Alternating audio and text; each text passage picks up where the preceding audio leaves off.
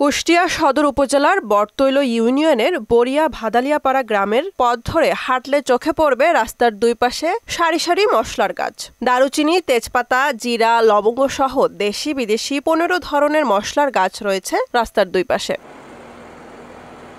এ গ্রামের প্রায় 800 কৃষক মশলা চাষের সাথে জড়িত। মশলা চাষ করে ব্যাপক সফলতা পেয়েছেন তারা। সম্প্রতি ওই গ্রামের নাম মশলা গ্রাম হিসাবে পরিচিতি পেয়েছে। এখানে আছে আমাদের তেজপাতা আছে, দারুচিনি আছে, লবঙ্গ যেটা বলে, এই জাতীয় মশলাগুলো আছে। রাস্তার দুই ধার দিয়ে আছে।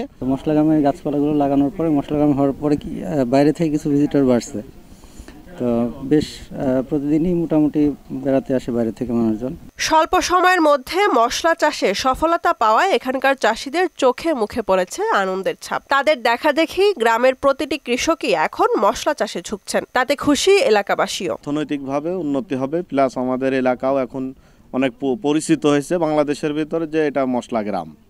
এটা আমরা অত্যন্ত খুশি এবং আমরা আশা করছি ভবিষ্যতে আরও এই ধরনের প্ল্যান হলে দেশের আরো উন্নতি হবে, আমাদের গ্রামের উন্নয়ন হবে। তো বরিয়া গ্রামে নয়, আশেপাশে আরো অনেক গ্রামে পুরা দেশে এটা ছড়িয়ে যাক, এটা আমি চাই। সুদবিহীন ব্যাংকিং এর আত্মশুদ্ধির পথ এনআরবিসি ব্যাংকের ইসলামিক ব্যাংকিং আল আমিন। কারিগরি সহায়তা সহ সার, বীজ প্রদান করে কৃষকদের মশলা চাষে উৎসাহ দিচ্ছে জানিয়ে এই কর্মকর্তা বললেন, চাষিদের মশলা চাষে উদ্বুদ্ধ করতে বিভিন্ন পদক্ষেপ গ্রহণ করছে কৃষি বিভাগ। আমরা কৃষি বিভাগ সর্বক্ষণিক এদের কৃষকদের তার বিভিন্ন পরিচর্যা বা অন্যান্য কলা কৌশলের পরামর্শ দিয়ে যাচ্ছি।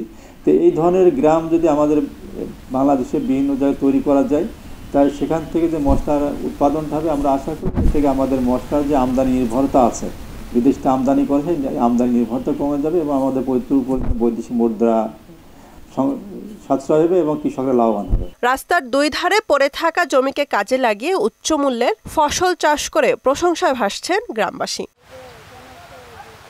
বুশরাত জাহান, মোহনা সংবাদ।